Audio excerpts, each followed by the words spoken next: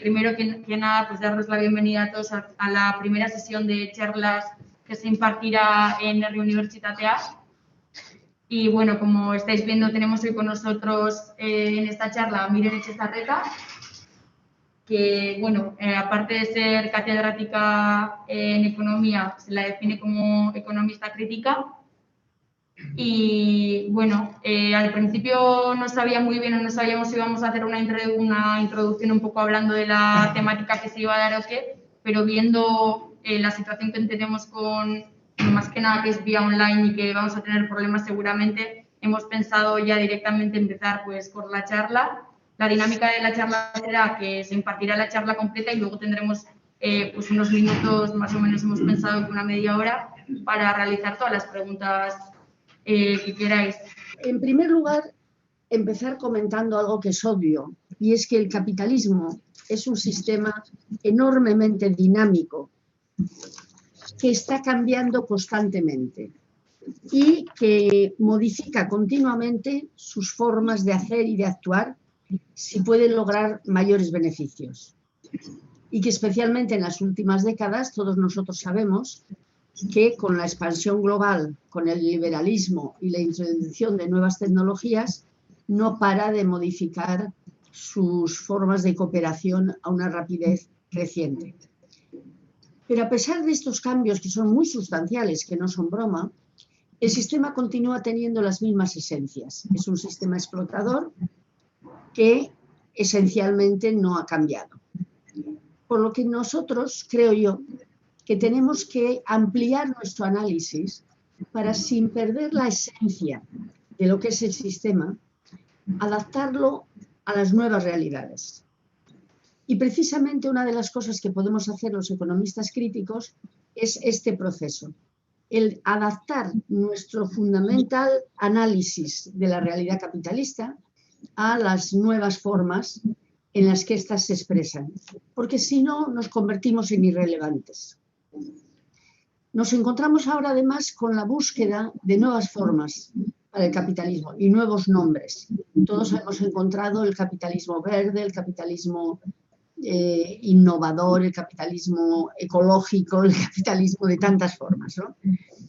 Se busca, dicen, las posibilidades de un mundo mejor, pero quieren que los que lo busquemos no pensemos en algo fuera del capitalismo.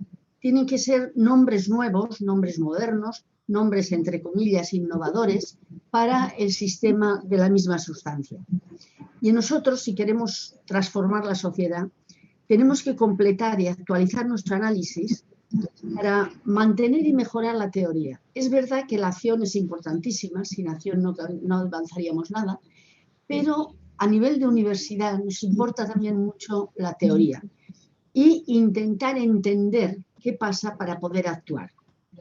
Y esto es lo que vamos a intentar hoy un poquito, ¿eh?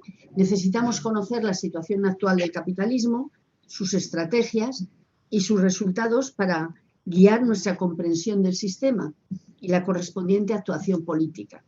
Porque si no, acabaremos haciendo como todos, hablando de hay mucha desigualdad, hay muchos pobres, hay que... Sí, bueno, pero en el fondo, ¿a dónde vamos con todo esto, no?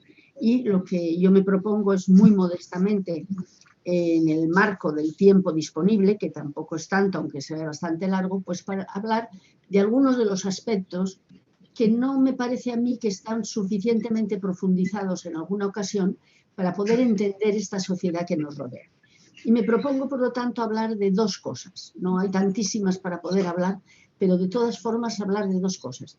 Por un lado, los cambios en las relaciones laborales. ¿Qué pasa con las relaciones entre trabajo y el capital?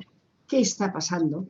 Y por otra parte, los cambios en el estado del bienestar, es decir, en el sistema de apoyo colectivo a las clases populares. Vamos a dedicarnos solo a estas dos cosas, no porque sean las más importantes, ni mucho menos, sino porque son como más actuales, como son las que están cambiando más rápidamente, o por lo menos me lo parece a mí, y por lo tanto tendremos que dedicarnos un poco a ello. Vamos a hablar por eso en primer lugar con las relaciones laborales de lo que yo llamo, en la modalidad que yo llamo de trabajo sin empleo. ¿Qué quiero decir con este galimatías? Estamos hablando de la economía de plataforma. Quiero hablar de la economía de plataforma, de la economía colaborativa o denominaciones similares. Porque a pesar de sus modernas denominaciones, este sistema no supone mucho más que la renovación de formas conocidas de antiguo, como los trabajadores autónomos, la economía de calle, la economía informal, especialmente frecuentes en los países de la periferia. Ahora estamos aprendiendo los mecanismos de los países pobres. Daros cuenta que antes parecía que todos tenían que imitar lo que hacíamos en los países más ricos y ahora se trata de volver a las fórmulas disfrazadas y con trajes nuevos, pero fórmulas que vienen de países muy antiguos y de países pobres y que yo me permito denominar trabajos sin empleo. La historia del capitalismo, perdón, la historia del capitalismo nos muestra que una de las características principales del capitalismo fue precisamente el asalarizar a los trabajadores. En la época feudal los trabajadores eran artesanos, eran campesinos, pero no existían las fábricas, no existían, había algunos pequeños talleres con muy poca gente, pero realmente no existía lo que hoy conocemos como trabajadores asalariados.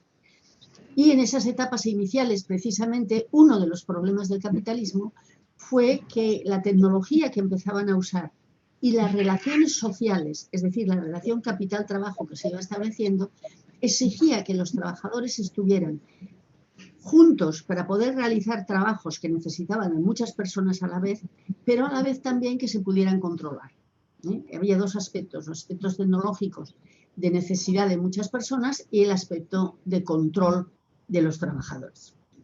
Ese proceso es muy conocido, ha sido muy documentado por la investigación histórica, desvelando tremendas crueldades y trabajos durísimos, no trabajos, presiones durísimas que se hacían en los trabajadores para convertirlos en asalariados. El que tenía la costumbre de ser un trabajador artesano o de ser un trabajador en el campo no estaba acostumbrado a la vida de fábrica y no era nada sencillo. Y la asalarización se ha convertido gradualmente en el elemento fundamental, en la forma básica de las relaciones sociales capitalistas. Cuando pensamos en el capitalismo, todos nosotros pensamos en las fábricas. Y esto parece que es la característica esencial del capitalismo, que ha sido caracterizado por esto. ¿Qué está pasando ahora?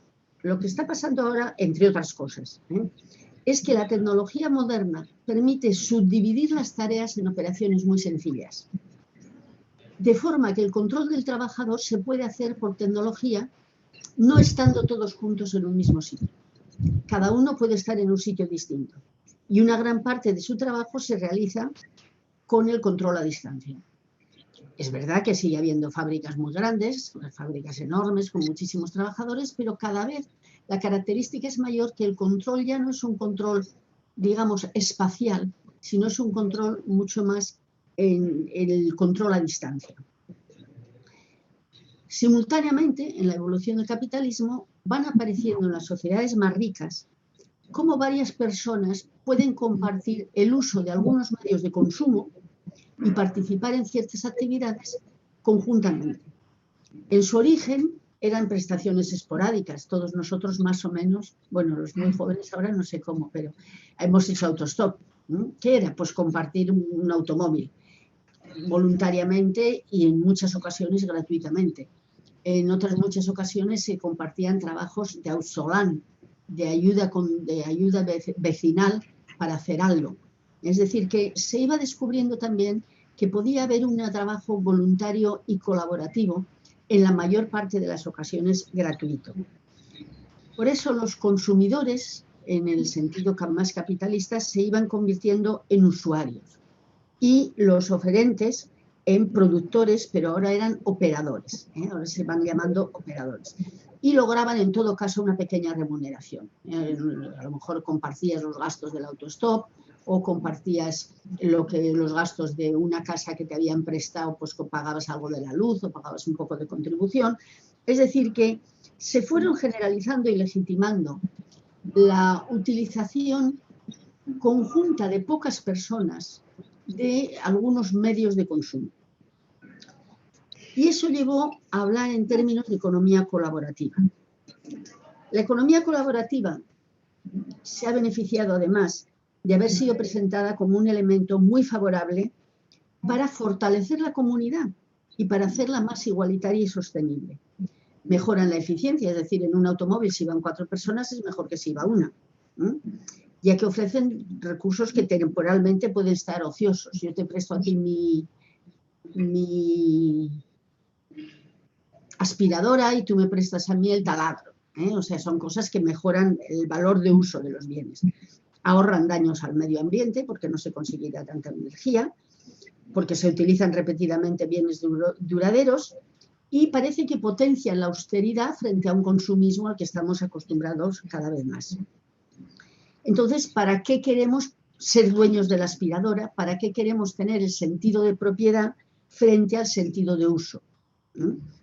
Se habla de utilizar frente a una potenciación de yo quiero tener para mí de todo. Es decir, que como veis el cuadro es bastante atractivo. Se estaría logrando combatir al mismo tiempo el derroche asociado a la infrautilización de los bienes y la tendencia capitalista a convertirlos en mercancías. Si además en una época de alto paro eso permite que alguien tenga un poco más de empleo o que se generen algunos empleos más, pues mejor todavía.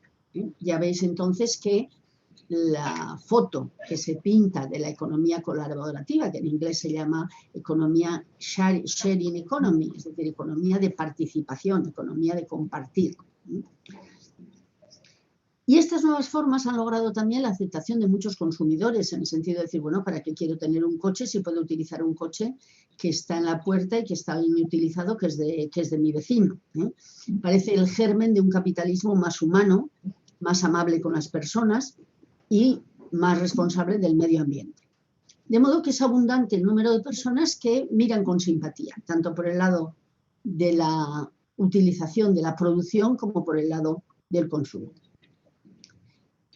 Esta foto, tan favorecedora, ha debido de estar elaborada con Photoshop al final, realmente es un poco de Photoshop, en el sentido de que muy pronto, en la evolución de estas prácticas, estos hábitos fueron mediados por empresas que, utilizando las nuevas tecnologías, se dedicaron a facilitar la relación entre el operador y el usuario. Daros cuenta de las maniobras, O sea, ya no se habla de productores y consumidores, se habla de operadores y de usuarios. Y obtienen por ello una comisión. En esta relación de intermediario-mediador, el intermediario exige al oferente que realice el servicio según sus instrucciones que le imponen.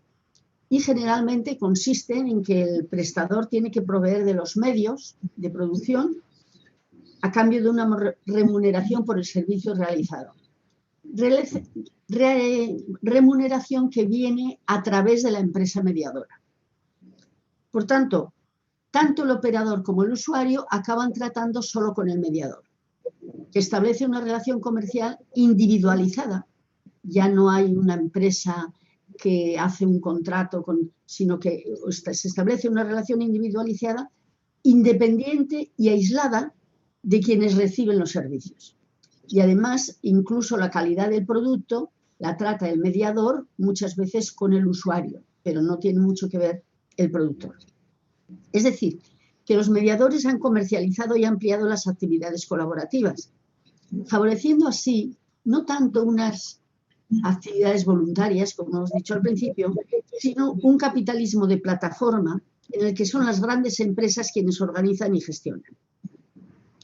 Y estos cambios han alterado muy sustancialmente la expresión de la relación salarial. Al transformar aquella salarización que el capitalismo tenía como necesario y en la mayoría de los casos su concentración espacial. Ahora ni necesitan tenerlos todos agrupados en el mismo sitio y hoy es la economía colaborativa, perdonad, me estoy trabando porque quiero ir deprisa. Bueno, todos conocemos este tipo de actividades, todos conocemos el Airbnb, el Uber, el Deliveroo, el Glovo, el Cabify, pero hay muchos otros tipos de trabajo de este estilo. El teletrabajo doméstico también se puede hacer de esta forma. Muchas modalidades de transporte individual, tanto a través del Uber, pero también, por ejemplo, los camioneros, que son propietarios de sus camiones, pero no tienen más remedio que utilizar este tipo de empresas. Pero ya cada vez más no son solo los que ejercen tareas modestas, distribución de comidas, servicios telefónicos, sí que cada vez van absorbiendo más y más también los trabajos de mayor cualificación profesional. Por ejemplo, hay cada vez más periodistas. Periodistas jóvenes, no sé si es que no conozco a muchos por mi edad, pero los periodistas jóvenes, yo me atrevo a decir que no conozco ninguno que trabaje como asalariado. Todos son freelance, o casi todos son freelance, y trabajan a destajo o por contrata. Eso está clarísimo. Lo que pasa es que ahora las formas, los nombres son más atractivos, pero la sustancia del tema es exactamente la misma. Informáticos. Cuantísimas web están hechas de esta manera y cuantísimo trabajo informático. Ingenieros. Incluso el otro día me decían que en una caja de ahorros muy reputada y muy importante había ya comerciales de los asuntos de la caja de ahorros dentro de la propia sucursal, pero que trabajaban como freelance, que trabajaban como trabajadores autónomos de este estilo. Es decir, que este tipo de relación salarial, no de relación salarial, perdón, de relación laboral, se va generalizando a cada vez más tipos de trabajadores. Y es importante señalar que todas las relaciones jurídicas establecidas por el mediador se ejecutan bajo contrataciones no en términos laborales, sino en términos mercantiles. No es un contrato laboral el que Uber hace con el taxista que le presta sus servicios o que se dispone a trabajar para Uber, sino que es una relación comercial en la que dos personas supuestamente en condiciones iguales acuerdan una serie de condiciones. Se consideran las prestaciones como ejercidas por personas autónomas y la relación laboral se transforma muy astutamente en relación comercial, de manera que se evita toda obligación con los operadores de los servicios y el excedente de ese proceso, el beneficio camuflado, si queréis, se absorbe el mediador por medio de la intermediación. Es decir, ya no es una empresa que organiza todo el proceso, sino que una empresa mediadora lo que hace exclusivamente es poner en contacto a una persona que ejerce un servicio con una persona que necesita un servicio. Y como hay muchos candidatos, las empresas mediadoras ponen casi siempre, por no decir siempre, sus condiciones. Es decir, que la parte mediadora no es responsable de nada, ni siquiera del salario, porque si no hay trabajo, si no hay demanda para aquel tipo de servicios, no se paga. Y esto no voy a entrar mucho en esto porque todos conocemos un poco este tipo de empleos, ¿no? Y este tipo de actividades que todos conocemos bien, pues se consideran ahora modernas, innovadoras, flexibles, como más adecuadas a las condiciones actuales de vida y de trabajo que la salarización. Habréis oído todos, o hemos oído todos, muchas veces que dicen, no, ya no es el empleo desde el principio de tu trabajo hasta que te jubilas, sino que son ya cuestiones flexibles, modernas, en que uno tiene que cambiar de trabajo fácil, de todas formas justificando mucho el trabajo en precario. Las nuevas formas de trabajo que el capitalismo actual propicia, ¿no? Y todas estas variantes sirven además para legitimar el que la gente no tenga un empleo.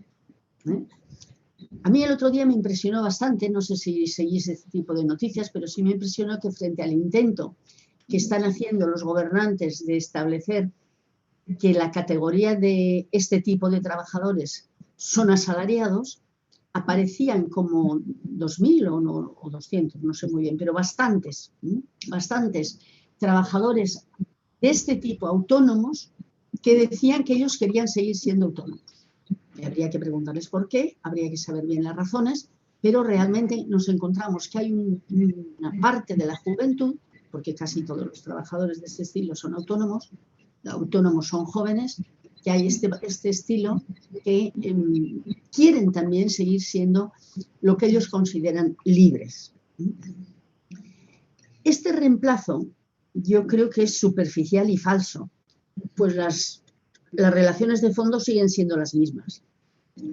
Al final, todos son trabajadores por cuenta ajena y lo que se persigue, fundamentalmente por las empresas mediadoras, que son todas muy potentes en general, es la desaparición del contrato de trabajo, para que el empresario no tenga ninguna obligación, absolutamente ninguna, ni dar trabajo siquiera. Porque realmente si no hay demanda, no se pide. Y los que están con la bicicleta esperando en la puerta para repartir comidas, si no hay gente que llama pidiendo comidas, no tienen derecho a ningún tipo de, ni siquiera salarios de sobrevivencia.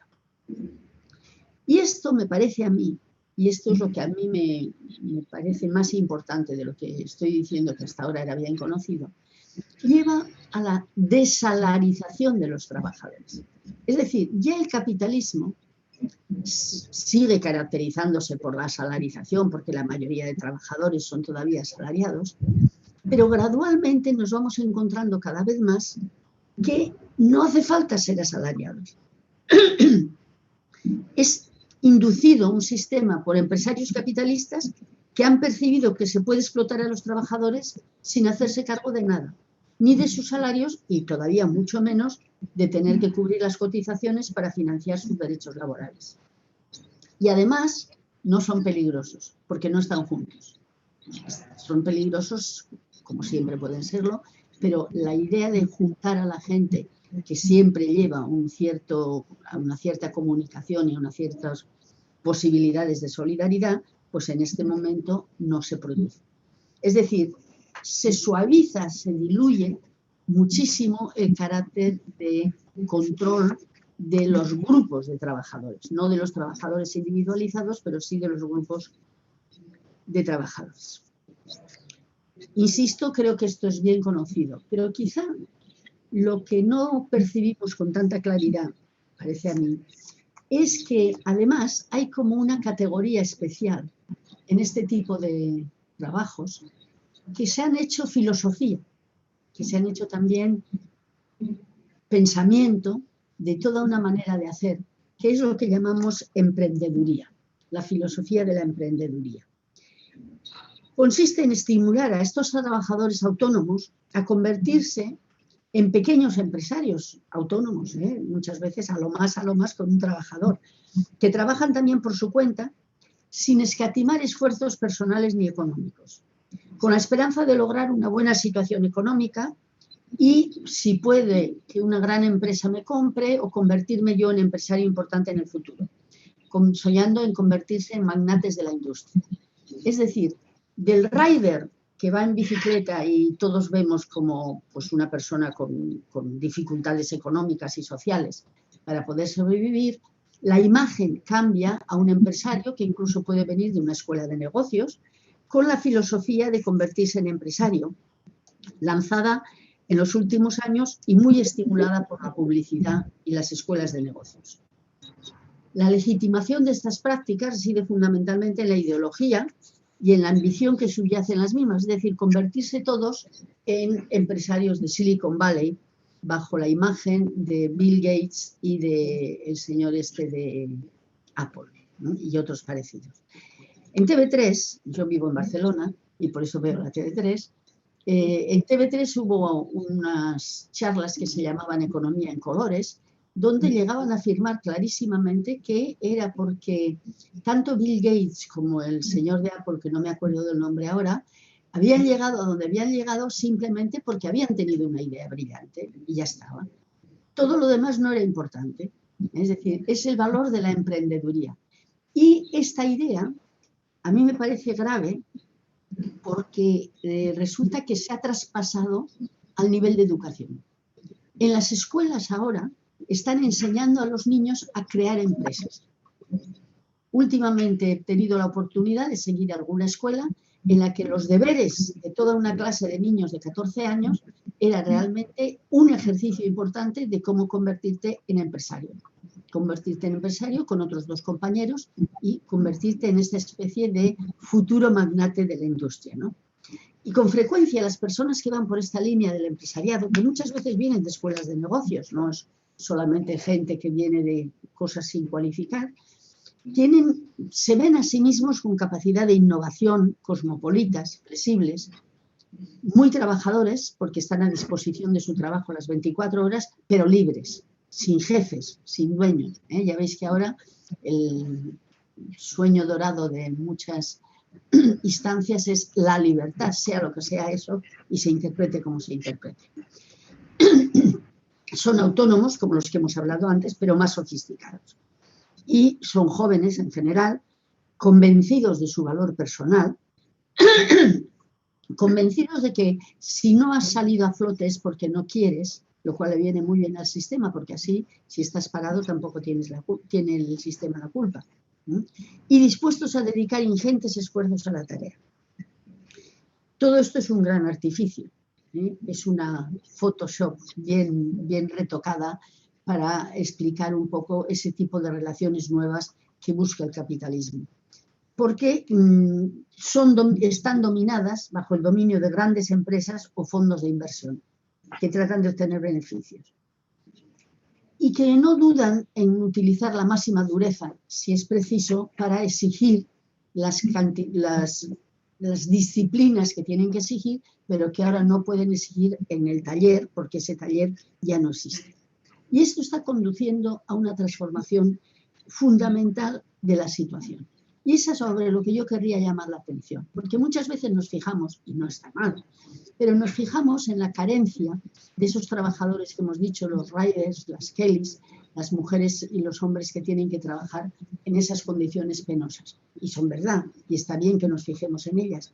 Pero yo creo que hay que ir un poco más al fondo de las apariencias y ver que realmente esto está suponiendo una transformación en las relaciones laborales que van a suponer cambios fundamentales en las relaciones entre el trabajo y el capital. Porque el capitalismo está aprendiendo a explotar el trabajo sin necesidad de colectivizarlo, sin necesidad de agruparlo como asalariado.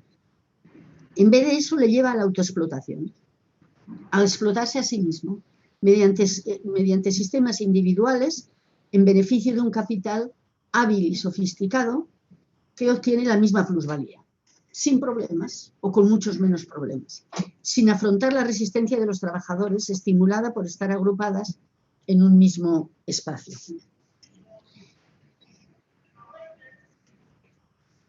Tengo que ir deprisa porque veo que se me están pasando los minutos. Muchos de estos empresariado de 45 a 75 los franceses les llaman los 30 gloriosos, los años gordos del capitalismo. En esos años creció el Estado.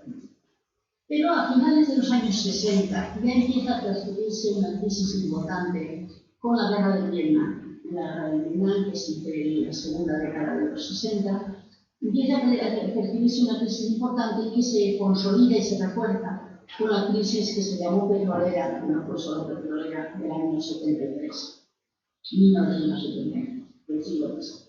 Entonces, a partir de ahí, el estado de bienestar va a sufrir un ataque muy fuerte y que sigue existiendo, el ataque todavía no se ha recuperado. ¿Qué pasa a partir de eso? Bueno, pues que el capitalismo tiene la crisis de los 70, tiene menos beneficios y gradualmente va expandiendo también sus propios valores a lo largo del mundo entero y debilita un poco la resistencia. Las primeras incidencias de toda esta dinámica aparecen en las dictaduras latinoamericanas de los años 70, la de Chile en Pinochet en 1973 y la de Videla en Argentina en 1976. Y entonces se empieza a hablar de que no hay dinero para el estado de bienestar. Y en Chile y en Argentina, asesorados por economistas eminentes de Estados Unidos, van a empezar el ataque al estado del bienestar empezando una potente campaña, y una campaña que llevan a cabo a través de sus gobiernos dictatoriales, por la privatización de las pensiones, es decir, disminuir las pensiones públicas y transformarlas en pensiones privadas. En aquel momento pareció que esto era una cosa que iban a hacer las dictaduras del Cono Sur, que eso nos cogía muy lejos y no nos preocupamos mucho. Yo creo que nadie en el ámbito occidental, nadie, algunos podría haber, pero serían muy minoritarios. Pero a mí me parece cada vez más que inicia una nueva línea de capitalismo con el neoliberalismo.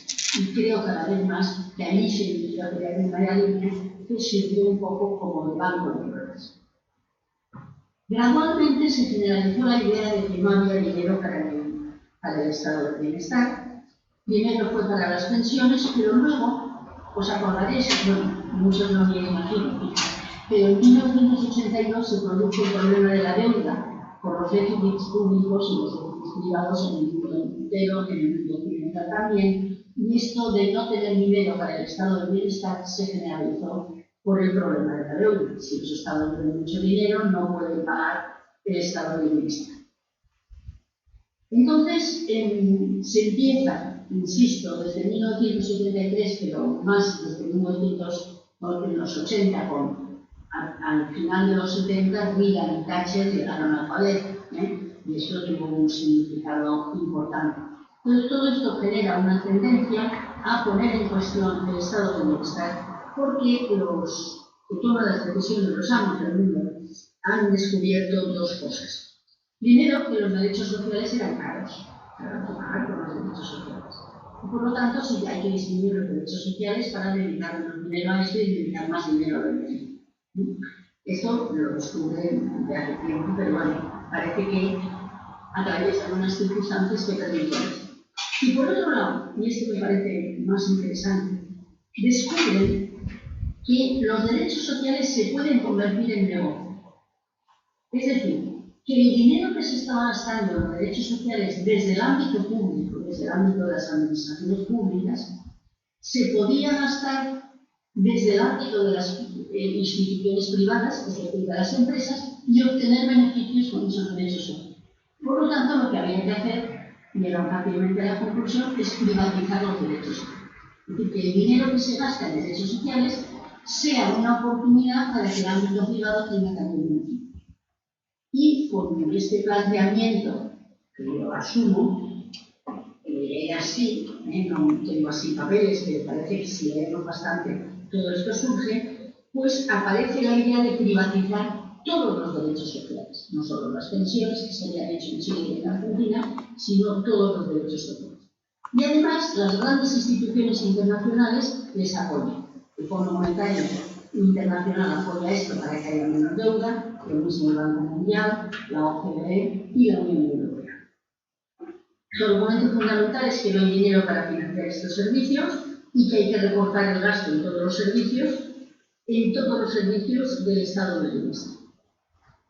Y uno de los aspectos en los que más van a insistir son las pensiones públicas. Luego en un momento veremos por qué. O sea que todos los servicios, ahora estamos viendo cómo se ha privatizado. Os acordáis perfectamente, os acordáis, aunque seáis jóvenes, de los recortes. Había que recortar el gasto en salud, había que recortar el gasto en educación, en las universidades, en las escuelas, había que recortar. En todo se recortó a partir de los años 80, todavía se está recortando, excepto en salud este año y el año pasado. Pero lo demás se empieza un proceso en el que se trata de recortar. Pero como recortar solo deja a la gente sin los servicios fundamentales, lo que se le plantea es que afecta privatizar. Es decir, cambiar el sistema para que todo el dinero que transcurre a través del sector público transcurra a través del sector privado y pueda producir beneficios. Hoy vamos a hablar un poco más de las pensiones porque es uno de los ejemplos más claros, pero eso no quiere decir que la sanidad no sea otro ejemplo tan claro, que la educación no sea otro ejemplo. Todos son procesos de los servicios sociales. Pero antes de seguir en esto, tenemos que mencionar aspectos, son los elementos previos a este informe. Tengo que correr mucho porque ya me he convencido por la mente. Bueno. En sí hay charlas hasta las 12, entonces se extiende desde los días, pero igual dejar esos 10 minutos hacia el final para las preguntas. Pero al final, ¿a qué hora es? A las 12, ¿no? Sí. Sí, pues bueno. Bueno, pues entonces me tengo que comer el 80% de lo que tenía preparado para este punto. Simplemente señalar que, como sabéis, las pensiones ahora se trata de privatizarlas. Se trata de que la gente haga pensiones privadas porque las públicas no van a ser suficientes. Y eso, además, en Euskadi tiene como mucho interés, porque las PPV que se han hecho en Euskadi se consideran como uno de los primeros aspectos más meritorios y como más, entre comillas, sociales en los que se está haciendo esta forma. Es decir, crear fondos de pensiones privados para que los trabajadores tengan una complementariedad al fondo de pensiones públicas. Y lo que yo me proponía era tratar de desmontar un poco todo este planteamiento, pero no me va a dar tiempo y no voy a poder hacer más que muy poca cosa. Bueno, si alguien quiere leer un poco sobre este tema, hago un poco de autopropaganda, si me permitís, con un librito, no sé si se ve así bien, que se dice El cuento de las pensiones, de la editorial Icaria, en la que hablamos ampliamente de este tema dos economistas.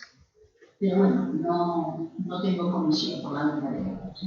Entonces, lo que quiero decir simplemente es que las pensiones se están intentando privatizar fundamentalmente por una razón. No tengo que hacer afirmaciones tajantes. Fundamentalmente porque se trata de que el dinero que va a las pensiones privadas, que es muchísimo, a las pensiones públicas, que es muchísimo dinero, en España, alrededor de 140.000 millones de euros al año, ¿no? Es mucho dinero, porque somos muchos pensionistas. Entonces, lo que queda muy claro es que a todos estos, para que todo este dinero, o la mayoría posible de ese dinero, pase por medio de las instituciones financieras, es decir, los bancos y las compañías de seguros, para que ese dinero en sus manos produzca beneficio. Aunque, mala suerte, eso suponga que las pensiones sean menores, sobre todo las pensiones privadas. Tampoco las públicas son menores, no creéis que está bien. Pero entonces realmente lo que se trata es de privatizar las pensiones. ¿Qué está pasando con eso? Pues desde el año 1988 se empezaron a reformar las pensiones. Y el año 2011 se hizo una reforma de las pensiones, el PSOE hizo una reforma importante de las pensiones, que iba a durar 30 años, pero que a los 2 años después modificó el PP porque querían hacer su propia reforma. Y el año 2013 se hizo otra reforma de las pensiones. En medio, además, se hizo lo que se llama el Pacto de Toledo, que es crear una comisión que sirviera de asesoramiento para el tema de las pensiones. Bueno, es que tengo que cobrar muchísimo en todo este film. Entonces, esa comisión del Pacto de Toledo se reúne cada 5 años y hace un informe. Se había reunido antes, pero durante la pandemia no se pudieron reunir y no han hecho su último informe hasta el 27 de octubre del año pasado. Es decir, que es muy nuevo el último informe que han hecho. Y en ese último informe que han hecho hay algunos aspectos interesantes que solo puedo mencionar. En primer lugar, han conseguido algunas cosas buenas con esas recomendaciones. El informe no es obligatorio, entonces se consiguieron algunas cosas buenas, por ejemplo, que se dijera explícitamente que las pensiones eran sostenibles, que no son insostenibles, como se está diciendo siempre, que las pensiones eran sostenibles, que se iban a revalorizar por lo menos durante 2 años, según el IPC, que reivindicaciones de los pensionistas que llevaban muchos años diciéndolas y que demuestran que las reivindicaciones son necesarias y son útiles. Pero, además de estos logros, que hay que confesar que son logros y que se han logrado gracias al movimiento de los pensionistas, en este caso afectados por el Pacto de Toledo y esperemos que hechas ley por el gobierno, lo que también se han hecho son algunas cosas que no son tan positivas y que no tengo más tiempo que mencionar. En primer lugar, han planteado que el aumento de la edad de jubilación, que están insistiendo en que se tiene que hacer porque no hay dinero, que ese aumento de la edad de jubilación sea voluntario. Entonces, el señor Escrivá, que es el ministro de Seguridad Social actual, yo creo que es muy alto. Y entonces dice, okay, antes dijimos que íbamos a aumentar la edad de jubilación de los 65 años a los 67. Esto fue la reforma del señor Zapatero. Y creo que fue la reforma del señor Zapatero. De 65 a 67, la edad de jubilación. Creo muchas reivindicaciones entre los pensionistas y entre toda la población. Y entonces el señor Escrivá ahora dice, no vamos a forzar el aumento de la edad de jubilación de esta manera, vamos a forzarla de forma que haya un sistema por el cual la gente que voluntariamente se quiera quedar a trabajar durante más tiempo, cobre un pequeño incentivo económico sobre el importe de su pensión. Es decir, la posición es muy, entre comillas, democrática y muy lista, muy inteligente. Es decir, el que quiera que cobre más, el que quiera trabajar, que cobre un poquito más. Y el que quiera que se vaya a su casa a la edad de jubilación de 67 años hasta ahora. Bueno, esto es una medida que a mí me parece enormemente peligrosa. En primer lugar, porque se olvida de la importancia del mercado de trabajo. Resulta que tenemos que a partir de los 58 años las empresas están queriendo jubilar a la gente por todos los medios. Yo no conozco a nadie de más de 55 años que haya encontrado trabajo últimamente. Seguro que algunos habrá, pero muy pocos. Porque a cierta edad ya no tengo trabajo. Pero hay que seguir trabajando durante más tiempo. Bueno, yo me pregunto si será para que el señor presidente de Acucha y de CaixaBank, que tienen unos 70 pasados, puedan seguir trabajando. Pero me temo que no sea esa la razón. La razón es que la gente se tenga que jubilar voluntariamente, jubilarse y no seguir trabajando voluntariamente antes, lo cual permite un descuento en el importe de las pensiones. Me parece mucho más esa la razón, porque no veo a mucha gente, los que de verdad trabajan bastante y tienen trabajos duros, que son la mayoría de los trabajos, esperan a la edad de jubilación con mucha ansia para poder descansar. Hay algunos trabajos que sí. He trabajado hasta los 70 años, porque estoy profesora en buenas condiciones, con titularidad permanente, es decir, y verdaderamente me gustaba mi trabajo y puedo hacerlo. Bueno, que a algunos empleos pueda pasar eso, me parece bien. A esos empleos no les hace falta que les den un plus a la pensión. Ya les gusta, ya lo están haciendo los jueces, están haciendo muchos maestros, están haciendo... Porque nos gusta el trabajo, porque es un buen trabajo. Pero eso no quiere decir que hay mucha gente que no tiene muy malos trabajos penosos y que está esperando la edad de jubilación con ansia. Ofrecerle a esa gente que con una cantidad pequeña, todavía no se sabe cuál, pero parece que puede oscilar entre el 4 o el 5% de aumento en la pensión, pueda seguir trabajando, me parece que es casi un insulto personal. Que con 67 años uno se ha ganado el derecho, después de 35 años de cotización, se ha ganado el derecho a trabajar. Y si quieres seguir trabajando porque te gusta, como os he dicho que en mi caso, pues puedes hacerlo aunque no te den un 4% más, si tu pensión es correcta. Por lo tanto, lo que me parece mucho más grave de esto, además, es que va a conducir a dividir a los pensionistas. Va a conducir a dividir de aquellos que necesitan tanto el dinero de la pensión que van a seguir trabajando, no porque les guste, sino porque no tienen otro remedio, y los otros que realmente pueden jubilarse a la época que les conviene jubilarse. Me parece que es una maniobra, no tengo inconveniente en utilizar esa palabra, utilizar una maniobra para dividir al grupo social que en este momento en el Estado español está siendo más activo en todas las reivindicaciones sociales, que son los pensionistas. Se está tratando de dividir la solidez de las reivindicaciones de los pensionistas. Y la forma de hacerlo es la prolongación voluntaria mediante incentivos. Y si de verdad no hay dinero para las pensiones públicas, ¿por qué tienen que dar incentivos a unos y no dar incentivos a otros? Y me parece que es un tema verdaderamente grave. El otro elemento que me parece muy negativo en las propuestas del Pacto de Toledo de octubre del año pasado, como os he dicho, es el estímulo a las pensiones privadas de empresa. A ver, en España, desde el año 98, no sé exactamente la fecha, Creo que es sencillo. Se pueden tener pensiones privadas además de la pública. Y puedes ahorrar por tu cuenta un dinero, ponerlo en un plan de pensiones que te lo darán cuando te jubiles, y ese plan de pensiones tiene indicadores fiscales importantes. Según la edad que tengas, pueden llegar hasta los 8.000 euros en la base imponible. Es decir, es una desgravación importante, no hace falta saberse todo el sistema fiscal. Los pensionistas estaban luchando contra esa desgravación, porque decían, bueno, ¿por qué la pensión privada tiene que tener una desgravación si se pone una pensión privada, mientras que el dinero de las pensiones públicas lo tiene que pagar? Parece que era poco sensato. Y bueno, voy a darles desgravaciones a los fiscales. Parece que son 2.000 millones, alrededor de 2.000 millones de euros al año de desgravaciones fiscales individuales. Entonces, las recomendaciones del Pacto de Toledo dicen, no, vamos a bajar la desgravación fiscal individual.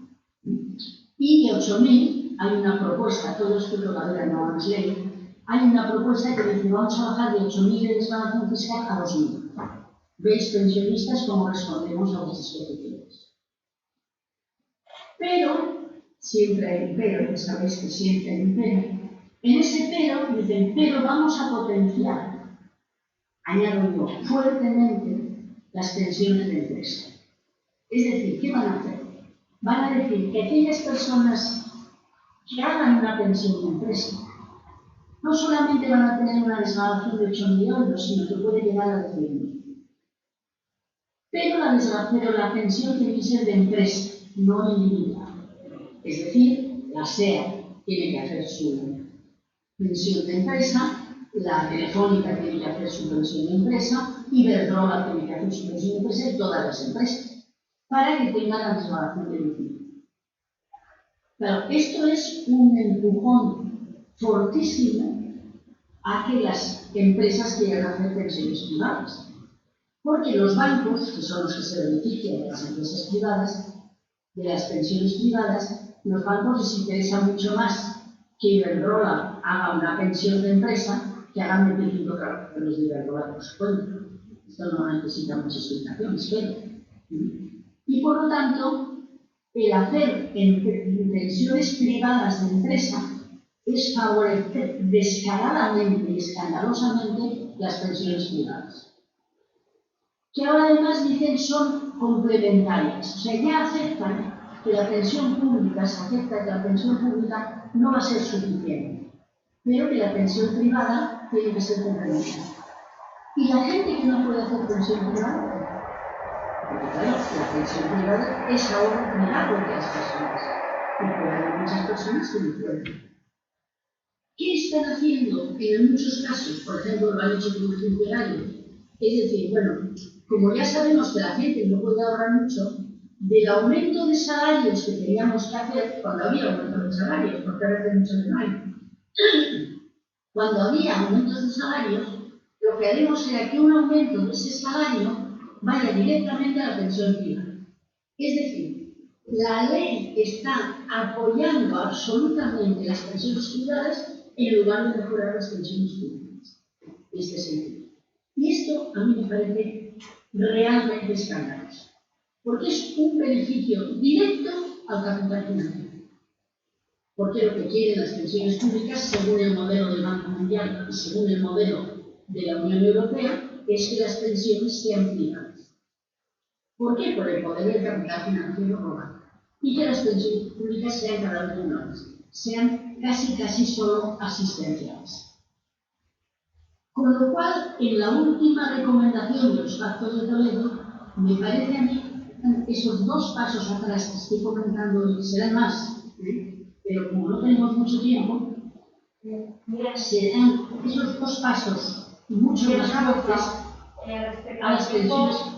Me acaban de comentar que tenemos que terminar para -4. Entonces, más que nada para que sepas. Eso, nos acaban de decir que para -4 iba a acabar. Entonces, pues que puedas aprovechar por favor los últimos 5 minutos.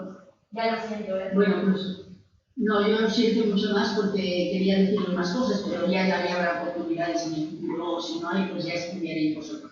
Y lo único que quería decir es que todo esto hace que en las últimas recomendaciones del Pacto de Toledo se haya hecho algún pequeño guiño a los pensionistas de que se va a aceptar que las pensiones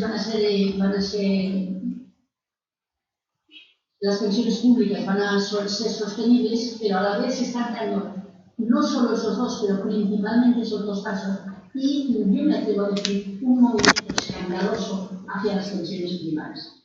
Y quiero mencionarlo en Euskadi porque, como sabéis, el SPV son exactamente este modelo y están siendo legitimadas en todo el país, no solamente en Euskadi, sino en todo el Estado español, como diciendo, esa es la solución de las pensiones. Bueno, esa no es la solución de las pensiones, esa, señores, es la privatización de las pensiones con el apoyo absoluto del sector público. Y eso lo tenemos que saber, y tenemos que saber que eso supone un deterioro fuerte, además de la otra medida valiente del señor Esquiva, que luego dijo que no, de que deben ser necesarios 25 años de pensiones, el importe de los 25 años de pensiones para llegar a la pensión final, que sea de 35 años. Bueno, otras muchas medidas que ya os he dicho que hay instrumentos donde los podéis ver. Convenceos, sin embargo, de que la privatización de la seguridad social, no la privatización de las pensiones, he puesto las pensiones como ejemplo, pero muy parecido es el tema de la sanidad, que sin ninguna duda se está intentando también. Con la pandemia no se ha podido hacer nada más que seguir el aspecto público, porque claro, el capital privado no ha respondido mucho a la pandemia, que sepamos, ¿sí? Pero ha tenido que seguir el aspecto público, pero ya hay una fuerte corriente de privatización de la sanidad. No hablemos de la privatización de la educación. Es decir, que la política actual en este momento del Estado español y también de Europa es una política de privatización del Estado de Bienestar.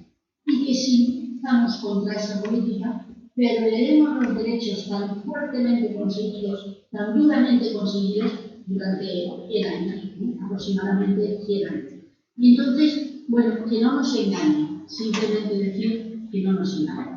Hay otro instrumento que yo había preparado también para que pudiéramos hablar un poco, que va también a facilitar la privatización de las pensiones, pero como no está aprobado todavía, que es la mochila austriaca, que es la creación también de fondos individuales para los trabajadores en lugar de las indemnizaciones del despido. Hay también mucho que explicar, pero bueno, el tiempo ya habrá posibilidades. Solamente decir que si no luchamos, y los jóvenes más, porque sois los que vais a tener que sufrir por las pensiones, nosotros ya tenemos, más bien buena o mala, ya tenemos la pensión, pero vosotros, si no lucháis por ello, perderéis. Y perderéis la sanidad, y perderéis la educación, y perderéis todo, porque en este sistema no hay nada que realmente no responda al afán del beneficio del capital. O luchamos contra ese afán del beneficio, luchamos contra el capitalismo, o verdaderamente perderemos los derechos tan trabajosamente conseguidos durante siglos por las clases populares de todos los países. Dejamos aquí, si queréis, yo me siento muy incómoda porque me he tragado toda la parte del estado de bienestar, pero bueno, todo no se puede hacer, así que si hacéis preguntas y se puede contestar y añadir un poco, igual lo arreglamos un poco. Igual, por tiempo no vamos muy bien, pero si alguien quiere hacer alguna pregunta así, abrimos, si te parece bien, a mi persona que va bien con la autonomía toda. ¿Me han dicho algo? Igual. ¿Me escuchas bien?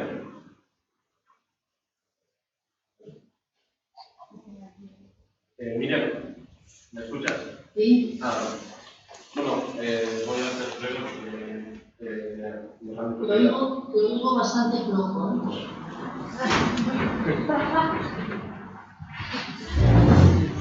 Vale, bueno, te voy a ser bastante breve ya que tenemos que terminar. Y nada, decirte que ha sido un placer, me ha gustado mucho la charla y como apunte, partiendo de tus reflexiones, un pequeño apunte. Como tú bien has mencionado, con este tipo de nuevas formas de empleo se está diluyendo la claridad de la forma de explotación. Y es evidente y estoy totalmente de acuerdo en ese sentido. Pero a su vez, me parece, y creo que tú también lo has mencionado, que se ha perdido la conciencia de que el trabajo asalariado es a su vez explotación. Y esto al final, en gran medida, viene también, en mi opinión, porque al final, a través de las mejoras obtenidas, a través de la lucha obrera y también de las concesiones del capital, que tú también antes has mencionado, se ha perdido en gran parte esa concepción de que el trabajo también es explotación. Al final, esa pérdida de conciencia también ha traído la nostalgia de los años dorados del estado del bienestar y de la relación asalariada clásica.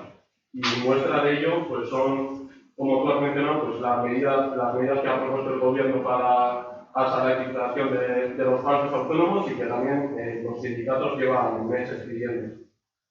Y claro, y es evidente que hay que combatir estas nuevas formas de empleo, ya que, como tú bien has mencionado, favorecen al capital y traen consigo una explotación todavía más severa de las clases trabajadoras. Pero me parece también peligroso la tendencia que están tomando muchos partidos y sindicatos de señalar únicamente este nuevo tipo de relaciones laborales, porque esto en muchos casos trae consigo la legitimización del anterior ciclo del capital. Y para terminar, pues un poco para dejarlo también aquí para reflexionar, que es verdad que, como tú has dicho, que los jóvenes emprendedores hoy en día no están dispuestos a superar el capitalismo. Pero mi pregunta es, ¿y lo está realmente la gente de mediana edad que forma parte de esa clase media que hoy en día está en descomposición? Y con esto, pues más que nada quería hacer reflexionar sobre esta cuestión y señalar la necesidad de superar el capitalismo en su totalidad, ya sea en las formas actuales o en las formas del pasado que hoy en día pues, se están abordando. Y nada, pues muchas gracias por tanto. Esto